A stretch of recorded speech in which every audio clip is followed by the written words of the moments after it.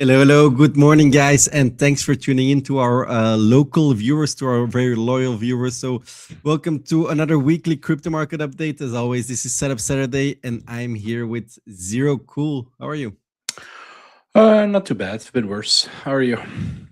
Well, I'm fine. I'm good. New year, new opportunities, and New I charts. think the opportunities will be elsewhere.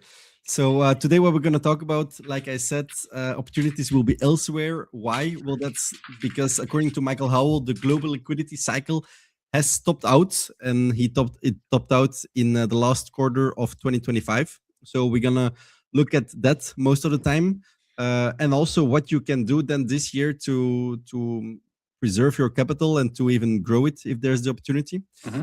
But we're gonna start today with some technical analysis with Oh, Zero diving Cool. We're gonna right in. yeah we're gonna but first with Bitcoin, and then like I said, we're gonna go over to my parts, which will be global liquidity and asset allocation, and then later in the stream we will do some more TA with Zero Cool about basically all the assets that I said, which will be good this year, and then Zero Cool will do some TA on them.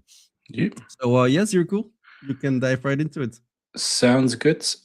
First things first, let's go to the monthly. I want to add something. We charted this last time, I believe. I forgot to mention an indicator that I will always try to have on my charts from going on now. That's the logarithmic MACD on the weekly. Basically, it is a very robust you buy here and you sell here indicator. Goes off not that often. It's something I'm gonna try to have there. If it starts flashing green at one point this year, I am going to leap in, no questions asked. That's what I want to add from last time. And from the levels that we put on the charts last week's stream. Straight worked out great that you said from the midline towards the top line and played out, I think, 1 or 2 days after we ended the stream. Yeah, I think we were around Saturday was around here, and that this was a range. And look at that. That's basically what happens. I think my prediction was that we were going to hold this into Saturday, and yeah, it didn't happen, right? I believe if we zoom out a little bit, that my this is a 2025 yearly open. I should have that on there. 2025 yearly open. Over here we got 2026 yearly open, I believe. Pretty important to know which lines are which. So yeah, we visit that 2025 yearly open, and we didn't manage to hold it, unfortunately. And then we just sold off to the next level. The next level being 90.6, 90.3-ish, I think. It's 90.3 over here. A very important level. Why? You just see it as its resistance. And now it's being support. So it's being held as support. It's being tested. If it holds, we visit this, and then you have loads of highs to take. And I don't think it took the high here on every exchange. Didn't take all the highs on all exchanges. It's always like, oh, did it take the highs or not? It depends on what chart you're looking, right? For some charts it did take it, for some charts it didn't. So a weak sweep like this, I wouldn't say it took it. But yeah, it's testing support right now.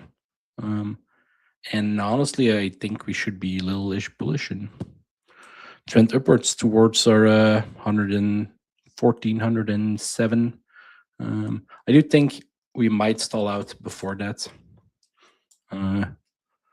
But as said in last week, you de-risk a little bit in the box above, and you risk a lot in the box below. That's the play for this year, and everything in between is intraday trading. There's a lot of setups that you can find and take, but those are the long-term goals for this year, I think. And I'm 100% sure you'll go over it today, but I don't think we're going anywhere this year, not at least until the midterms. That's basically a very good summary, actually, what Michael Howell said as well.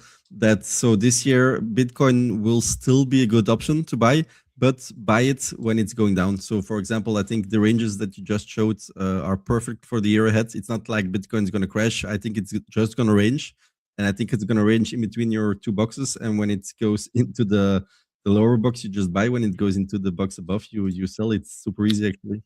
Yeah, I think below 80,000, which is still almost 10,000 above the box, you're buying cheap Bitcoin for in a few years. Mhm. And if we do go below like 70,000 into the 60s, I think that's a very good opportunity, risk reward wise, to buy. And that's where I will accumulate heavily. And if we go below that box, like I said, you bet the house. You have equity in your house that is unallocated or idling. That's the type of money you go get and invest in Bitcoin below 60,000. Now, do I think Bitcoin is going below 60,000? No, it seems unlikely, but never say never. For me, a probability is never 100 or never a 0. There's always a chance. Very unlikely, but it's there. Make sure to leave your boxes there as well for us, Yeah. just for us to keep being reminded week after week. That's where we want to buy and sell. I got a template just for streaming that I only use when we're streaming. Okay. All right, onto the macro.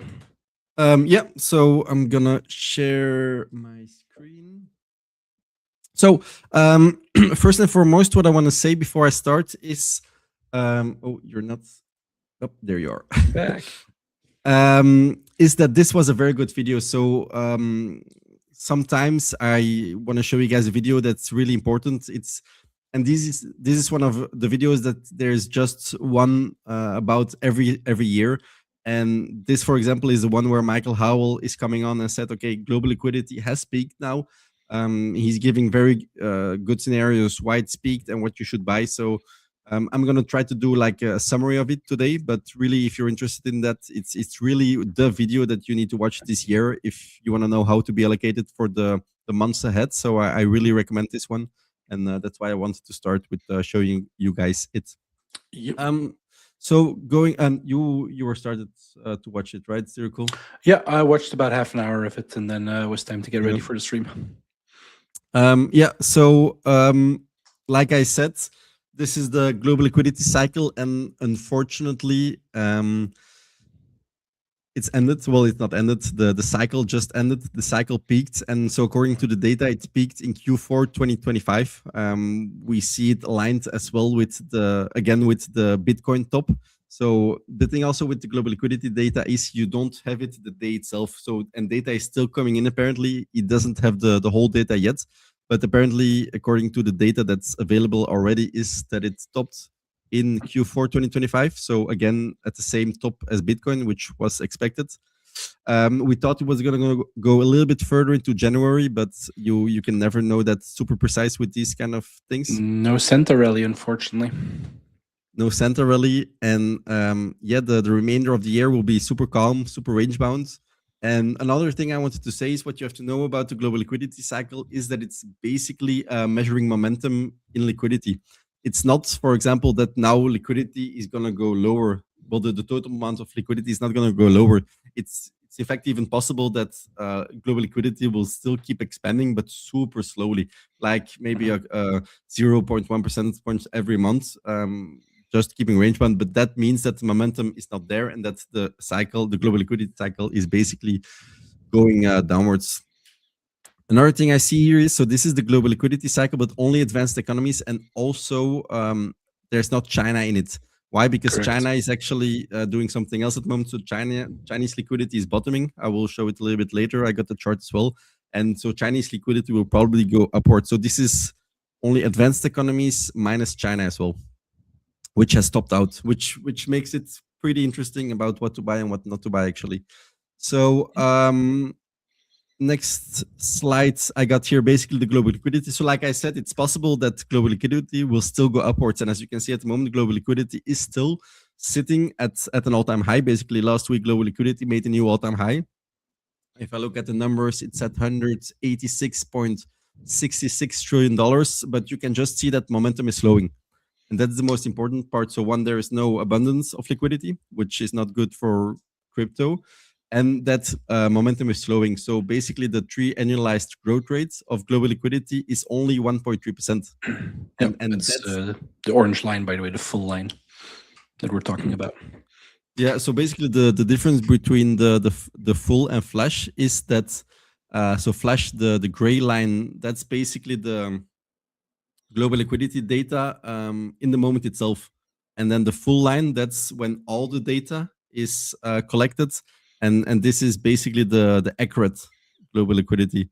The Yep. flash is just like the moment itself, what with a A little bit less weekly, data. a weekly update when the data is available every week. They Yeah, push. exactly. It goes up, it goes down. That's that plotted out. While the orange is like the actual data after the fact. Which, as you can see, they're correlated. Only your flash data just peaks harder and dips harder. Exactly. Yeah. And then so back to this chart. So what I wanted to say, so the main reason why global liquidity is tighter is that because liquidity is in the real economy, and so the real economy is absorbing the liquidity from financial markets, and that's the reason why this year most of the liquidity will be there and will not be in financial markets. It's always like that. So if liquidity exists, it has to be anywhere, and next year it will be in the real economy and not in financial markets.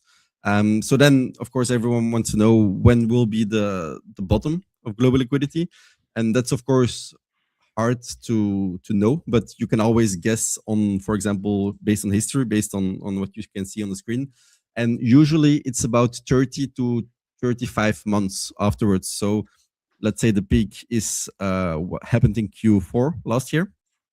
So then you take 30 months afterwards, and then you get to the bottom of a global liquidity cycle, basically when it's again a good time to buy, let's say, altcoins or more riskier assets. But it can happen sooner. So that's something we need to see a little bit later down the line. What I do think is that it will be a little bit sooner. Why? Because I really believe into the presidential election cycle theory. And we talked about this like already a couple of times on the stream, and I got the chart right here for you guys. So this is the presidential election cycle, and basically this is just all the averages of all the historical data of how the S&P and well the stock market performs in the years of presidential election cycle. So basically post cycle, this is what we had at the moment. So when the market goes up a little bit, but now we're coming to a midterms year, and we know based on historical data that the midterm year, so the year right before the midterms, is actually always the worst year ever. And this is the year that we're now going to see. So what I think is that the bottom of global liquidity and well, the bottom of where you should then buy back your equities or crypto will be after the midterms, will be next year, and then usually based on history we will see better years. I also found the charts basically on the last time Trump was president, and the same thing happened as well. So here in the midterm year, it went down, and this is the average like I just showed you guys, and then afterwards we saw the spike up. Of course, this is COVID, so this is more volatile than it should be, but you get the point. Michael Howell, he also made a chart about the data basically that you can see here, that on average from 1970 to now, that the second year of the presidential election cycle is the worst year. And like I said, again, this is the year we're entering right now. So what I want to do now is, okay, based on this, okay, we know global liquidity is going down, presidential election cycle is the worst year in history. So what should you invest in? How should you construct your portfolio? And this is, of course, why we do these streams, to help you guys. And so let's have a look right here. These are the slides basically from the video that I showed you about. I posted them in our Discord as well. And this is how you should allocate based on the global liquidity cycle. And at the moment, this was the top. So at the moment we are in speculation, and we are about here. And he made a very good asset allocation green light, red light chart. And so knowing that we are in speculation, commodities are a good play. Commodities, as well as energy commodities and defensives. But as well, what he said was, what you can do is the main play basically this year is, I wrote it all down here in my notes. So the main play is basically to go from tech to hard assets.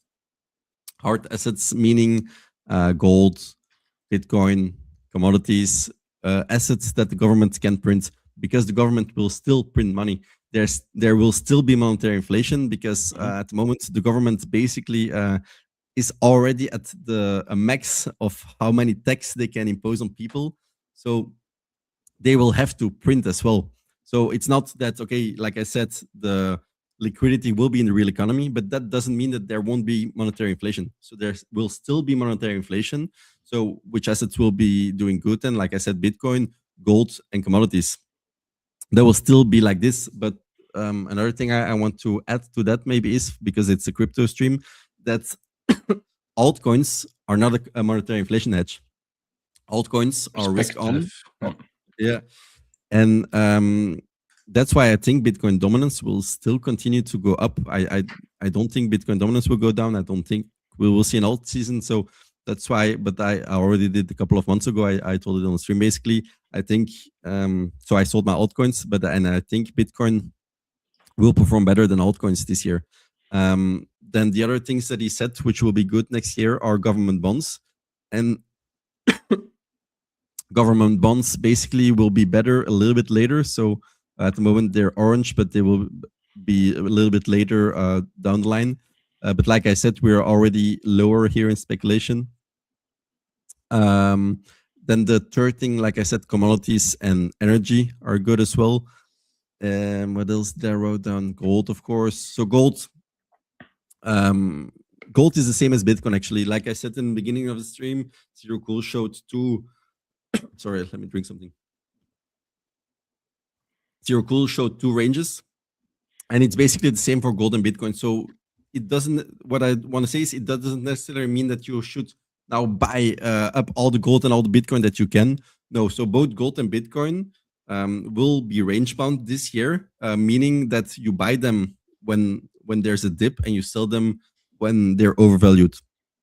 So they will still be good for this year, but be a little bit smart about it and buy them when they're undervalued and sell them when they are overvalued. And I think both are at the moment fairly valued and are still having a place in your portfolio for 2026. So I don't want to say sell them, but just don't buy up everything what you can for your portfolio. Like I said last stream, you always want to have Bitcoin.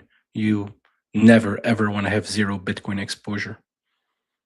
In my eyes, that's my philosophy. I will always have Bitcoin, and it's just a matter of how much I'm allocated to Bitcoin at a certain time. And I think that's basically everything, which were the most important things. So, like I said, you sell your tech equities, you go to government bonds, US dollar, commodities, gold, and Bitcoin. And then the last thing I wanted to add is, which I already talked a little bit about in the intro, is that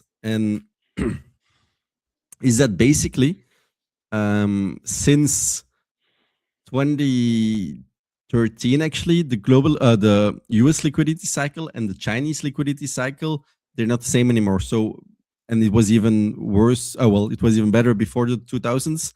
But then the US liquidity and Chinese liquidity were following each other. But now it's not the case at all. And what you can see here is that Chinese liquidity is actually bottoming out, which gives you a good opportunity to buy Chinese equities, since normally the Chinese liquidity cycle, and they have to print money, is going upwards. So which means that another good play is Chinese equities.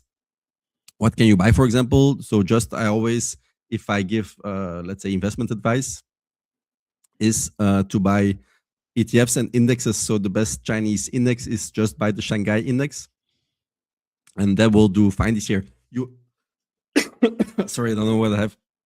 You won't be rich because of it, but it's just a good index to buy in your portfolio next to all the other things that I said. I will probably make a whole article about everything you should buy and why you should buy it. But Chinese equities really have a good play in your portfolio since liquidity is going up.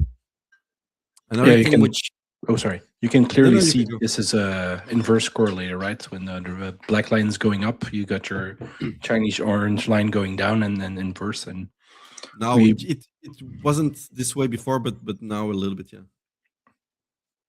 yeah, in 2023, 24, you can see it's completely inverted, right? And we're seeing the exact same now going into 2026. Another thing I want to say about Chinese liquidity is, so for those who really take notes when I speak during the stream, is that US liquidity is always best for equities and Chinese liquidity. So when there's a lot of Chinese liquidity, that's good for commodities. So, and it really plays out with what I said before. So knowing that there's going to be a lot of Chinese liquidity, commodities should perform well as well. So yeah, that's basically everything I think I wanted to say. Yeah, so maybe zero cool if you want right now. Maybe do some TA on all the assets I just said. So Yep. basically the dollar, some commodities, gold, and Bitcoin, Sounds and good. then maybe also the Chinese Shanghai stock index. Yeah. I wanted to start with the dollar. This is my painting since I think 2022 that I started to chart on this. I kept it like I don't want to remove it. I just want to draw my levels. I'm gonna grab some water. You can continue. And have some Bitcoin numbers on there as well, which you can see like it was first 30,000, then 50,000, and 70,000. It changed quite a lot. Computer's lagging a little bit. But yeah, the big level here for me that instantly pops out is this one, right? The 100.18 level ish. It was supports. It lost support but broke it, faked out, and everything. So it's the exact same thing we see with Bitcoin at 90.3. We have a big level. It's being tested over and over as resistance, and it's looked like it bottomed out.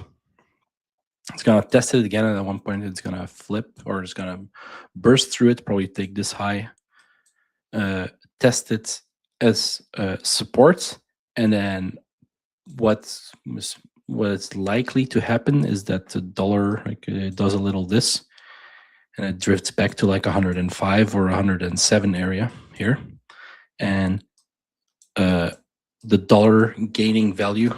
This is an index, by the way. This is not like one-on-one USDT, or for example. It's an index of many currencies, with the dollar being the biggest one. When DXY goes up, Bitcoin usually trends down. It's inverse correlated. Happens most of the time. It's not one-on-one inverse correlated, but the trend is inverse correlated. So dollar up, Bitcoin down. And yeah, that's what we expect going into 2026, that the dollar regains some strength. And if you saw the chart from the cycle chart with the equities, bonds, cash, there was the risk off was the cash curve down, and that's probably this going up. That's part of it. I wouldn't go hold dollars, but that means you could go park your money in dollars instead of euros. Yep. And that's basically DXY. Very Just a shortly small note. I painted. think you misspoke before. The dollar is the DXY is basically the dollar weighted against the basket of currencies, mostly the euro. Yeah, against another. It's an index. Yeah. It's not one-on-one the dollar itself. It's an index versus the dollar. Yeah, correct. Sorry. What else do I have? Shanghai index. Yep. Sorry, this is the commodity index, where we are now. So basically, the commodity index, I looked it up real quick. I'm going to show my screen real quick. It's basically this. So the commodity index that Zero Cool will show is basically an index of all the commodities, and this is their weight target. So you guys have an idea of what he's going to show. It seems to be a little outdated. It's 2022. Yeah, it's a little bit outdated, but it's kind of like this. That's what's in it, basically. Yeah, I don't even need to draw lines, right? If you've seen enough charts in your life, you see this is bottoming out.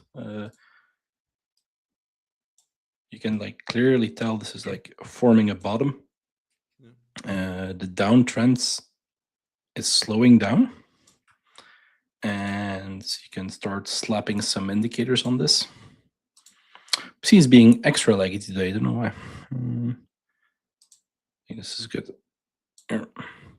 I think if we go on a higher time frame, I can draw some boxes over here.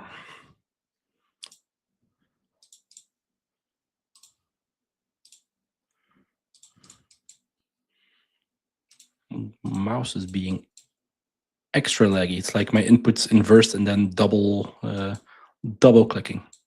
But yeah, your range.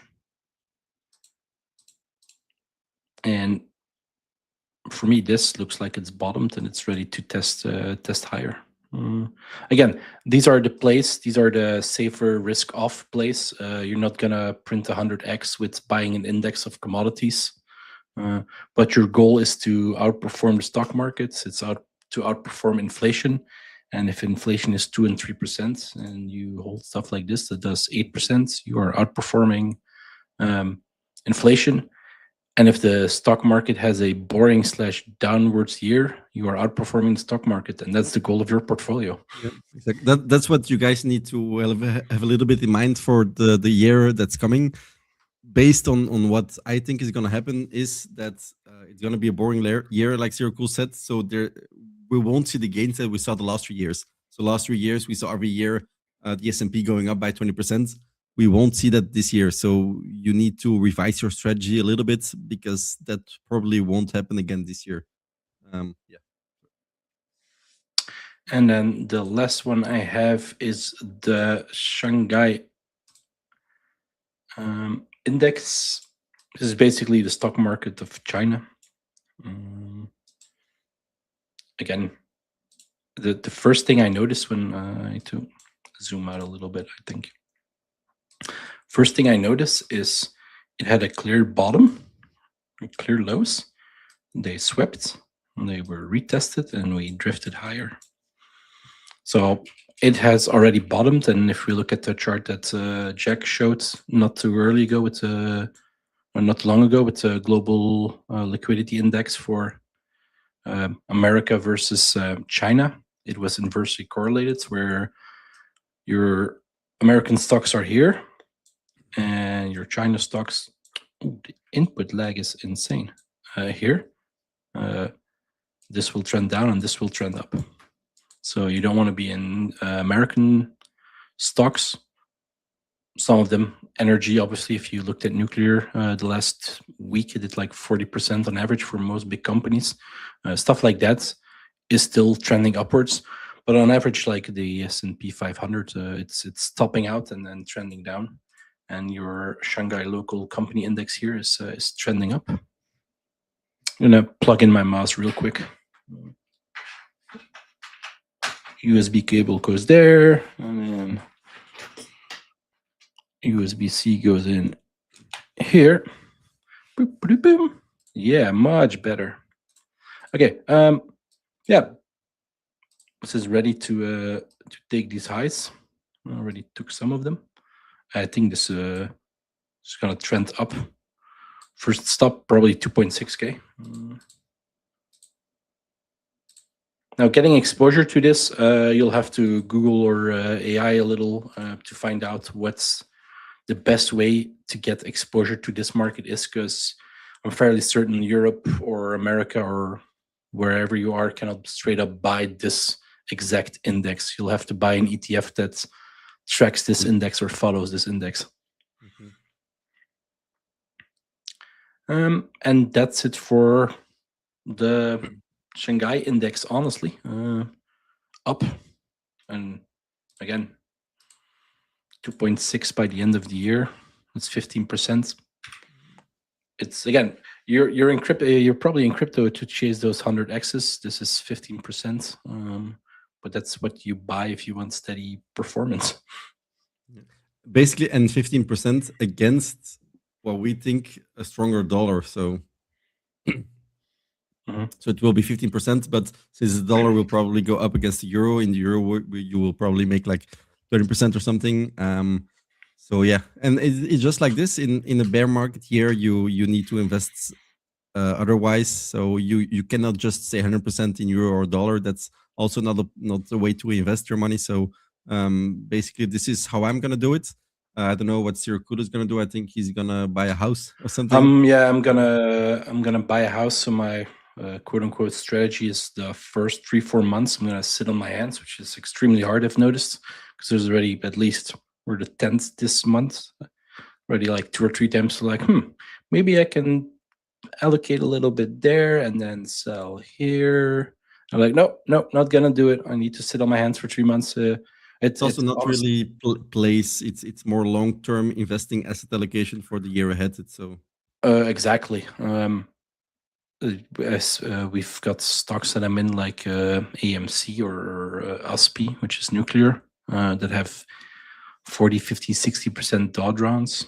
Absolutely wrecked. Luckily, I didn't buy at the top. I bought more at the bottom.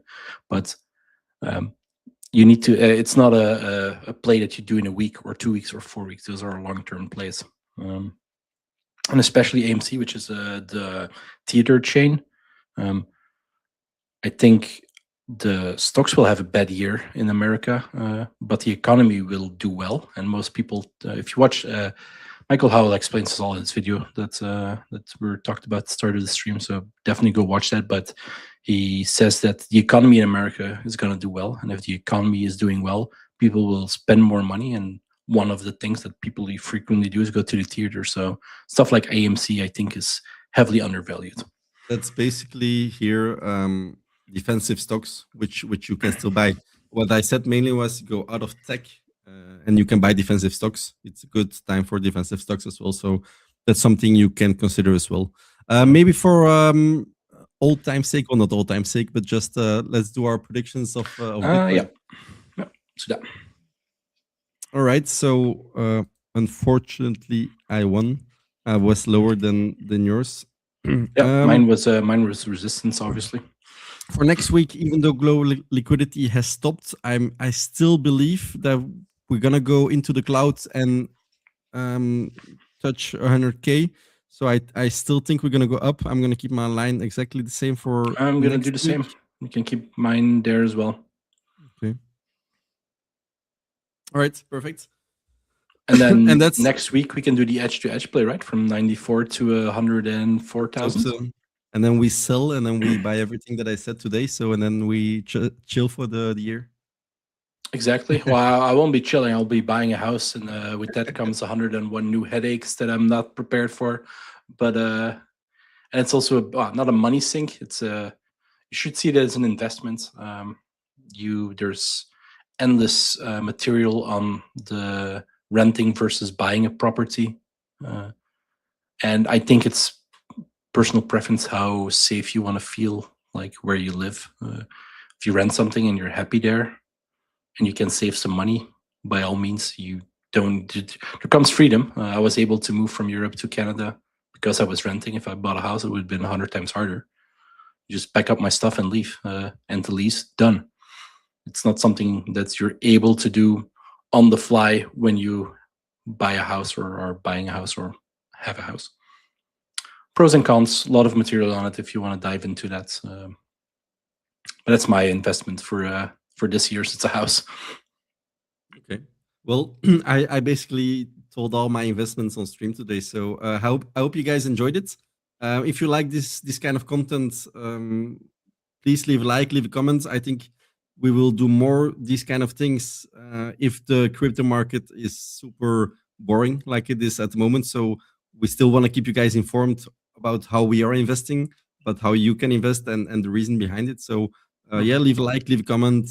That's the way you can support us. And Zero Cool, as always, thank you very much for coming on. Thank you very much for sharing your knowledge. And then see you all next week.